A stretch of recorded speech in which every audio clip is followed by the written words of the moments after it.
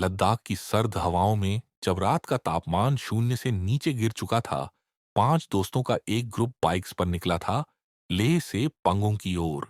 राहुल, विक्रम, देव, सिद्धार्थ और आकाश, पांचों का सपना था एक बार जिंदगी में लद्दाख ट्रिप जरूर करनी है। लेकिन कोई नहीं जानता था कि इस ट्रिप के आखिरी 40 किलोमीटर उनकी जिंदगी का सबसे डरावना सच बन जाएंगे। कहते हैं लद्दाख में एक ऐसी जगह है जहां नेटवर्क नहीं, कंपास नहीं, यहां तक कि वक्त भी काम नहीं करता। लोग उसे नल पॉइंट कहते हैं और इस जगह का नाम किसी मैप पर नहीं मिलेगा। 10 अगस्त 2019 सुबह 7:30 ग्रुप ने लेह से निकलकर पैंगोंग की तरफ सफर शुरू किया।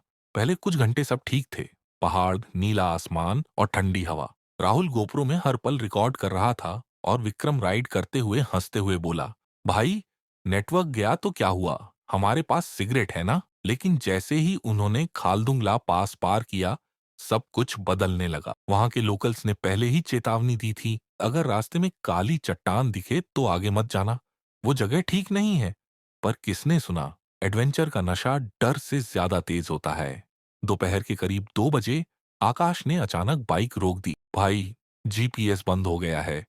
सभी ने देखा, सभी फोनों में नो सिग्नल और कंपास की सुई घूम रही थी जैसे पागल हो गई हो। राहुल ने कैमरे की तरफ देखा।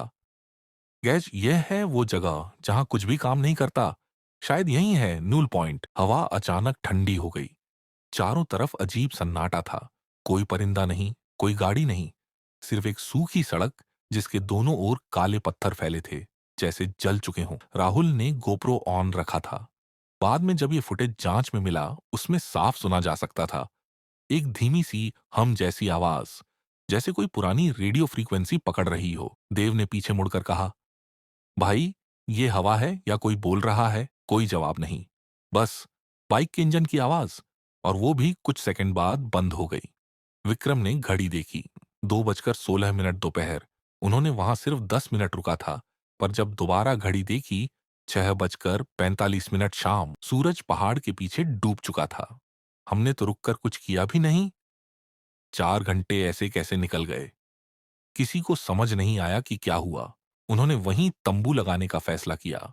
रात ठंडी थी, मगर असली ठंड उनके भीतर उतर रही थी। देव को बार बार लग रहा था कि कोई तंबू के बाहर चल रहा है, पर जब टॉर्च मारी, कुछ नहीं। रात के 1:30 पर कैमरे में फिर वही अजीब आवाज रिकॉर्ड हुई। Turn back. आवाज किसी और की नहीं थी, वो खुद राहुल की थी। पर उस वक्त राहुल तंबू के अंदर सो रहा था। सुबह जब आंख खुली, आकाश गायब था। उसकी बाइक वहीं थी, पर आदमी नहीं। रेत पर सिर्फ उसके जूतों के निशान थे, जो आधे किलोमीटर आगे जाकर अचानक खत्म हो गए। और ठीक वहां जमीन पर एक जलने का निशान था, जैसे बिजली सीधी गिरी हो। नल पॉइंट में नेटवर्क ही नहीं जाता, शायद आत्माएं भी नहीं लौटती। जो एक बार वहां पहुंच जाए, उसके लिए वक्त और हकीकत दोनों मिट जाते हैं। क्या आकाश वाकई गायब हुआ था, या शून्य बिंदु ने उसकी यादें निगल लीं? और वो अजीब आवाज जो खुद राहुल के मुंह से निकली, क्या वो उसकी अपनी थी या किसी और की नकल?